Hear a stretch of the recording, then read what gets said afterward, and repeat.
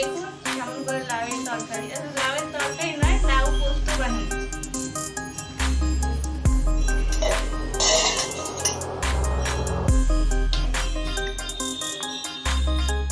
এখন লাউটাকে কেটে নিচ্ছি।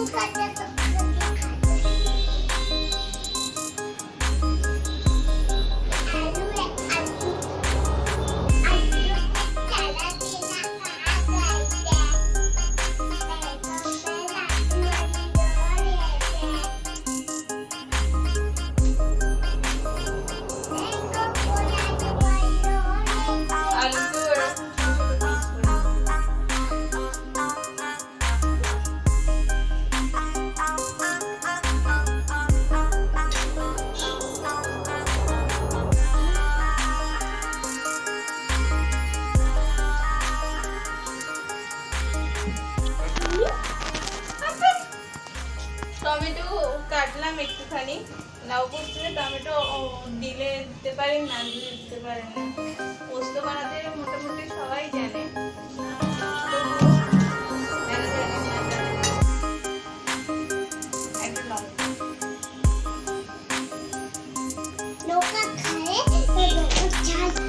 আর যেহেতু নিরামিষে বানাচ্ছি সেজন্য কোনো পেঁয়াজ টিয়াজ দেবো।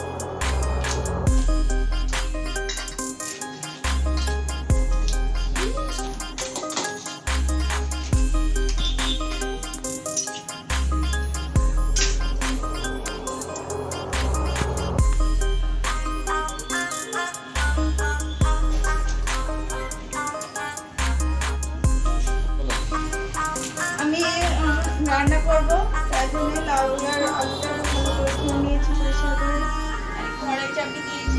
কড়াই ইয়ে হয়ে আছে, তাই জন্যে এখন একটু তাপ দুধ, তার মধ্যে একটা তেল দেবো।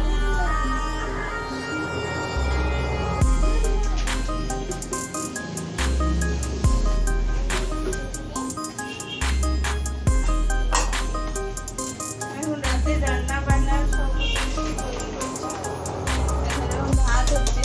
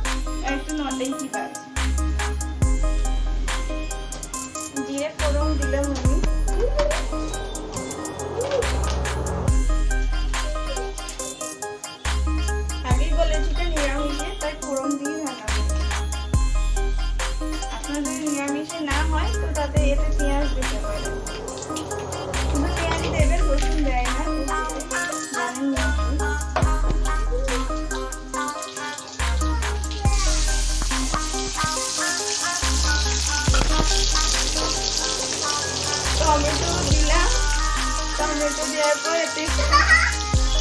এতে একটু নুন দিয়ে দেবেন, তাহলে টমেটো তাড়াতাড়ি গলে যাবে। চাইলে এখনই পরিমাণ মতো নুন দিয়ে দিতে পারেন।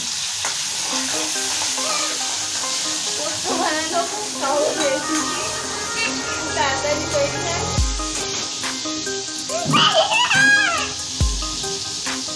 আমি এটা কড়াইয়ের মধ্যে ভেজেই করছি, আপনারা চাইলে আগে এটাকে প্রেসার কুকারে একটু ভাপি নিয়ে তারপরে শুকিয়ে দিতে পারেন। এটা অন্য একদিন দেখাবো।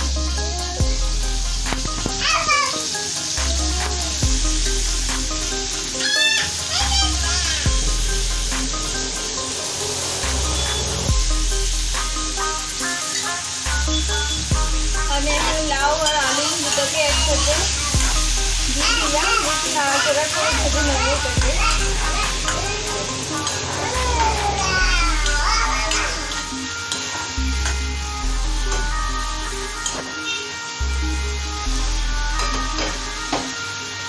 গ্যাসটাকে ঢাকা দিয়ে একটুখানি রেখে দেবো, যাতে এটা জমে রাখা। তারপরে খুলে তখন একটু লঙ্কা গুঁড়ো আর একটু হলুদ গুঁড়ো আর সবার শেষে তখন পোস্ত দেবো। পোস্ত এখন বাটিনি, বাটা গেছে।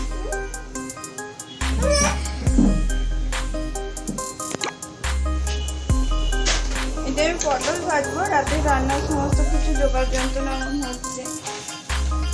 তরকারি চাপিয়েছি, ভাত হচ্ছে, একটা ভাজা আর ডাল হবে। ডাল এখনো সিটি মাত্র বাকি আছে।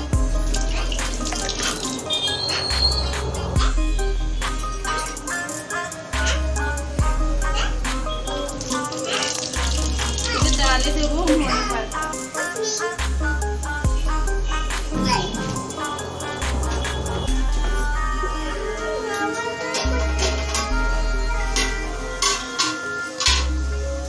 দেখুন ঢাকা দিয়ে রেখেছিলাম, তো লাউয়ের জল দিয়ে একটুখানি কেটে ভাপে ভেজে গেছে। এটা একটু নাড়াচাড়া করে নেবো, আর এতে একটু অল্প, বেশি না, খুব অল্প একটু হলুদ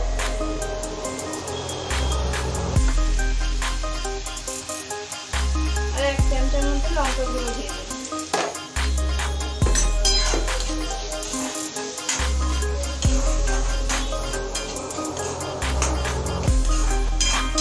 একটু নাড়িয়ে চাড়িয়ে ভেজে নেবো, যাতে হলুদের গন্ধটা চলে যায়।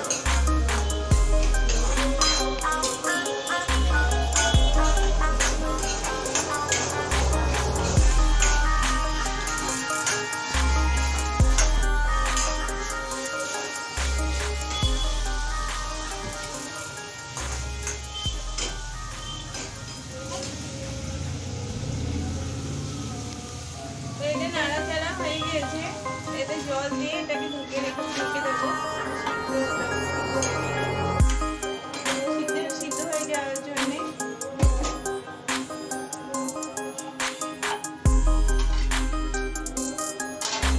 এটাকে ঢাকা দিয়ে রেখে দিলাম।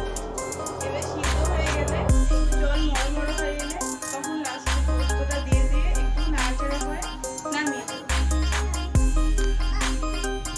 দেখুন আমি এই চাকরি বেলায় কেন পোস্ত বাড়ছি, কারণ আমরা বাইরে থাকি, এখানে শিলনোড়া পাওয়া যায় না। আর মিক্সিতে এইটুকু পোস্ত গায়ে লেগে যাবে, কারণ আমরা 3 জনই মানুষ, তো অল্পই রান্না করি। অল্প রান্নার জন্যে একটুখানি পোস্ত বাড়ি, মিক্সিতে বাটা অসুবিধা, তাই এটাতে বাড়ছি। এটাতেও পোস্ত বাটা হয়, ভালোই বাটা হয়। আপনারা ট্রাই করবেন যদি কারণ এরকম অবস্থা হয়। তো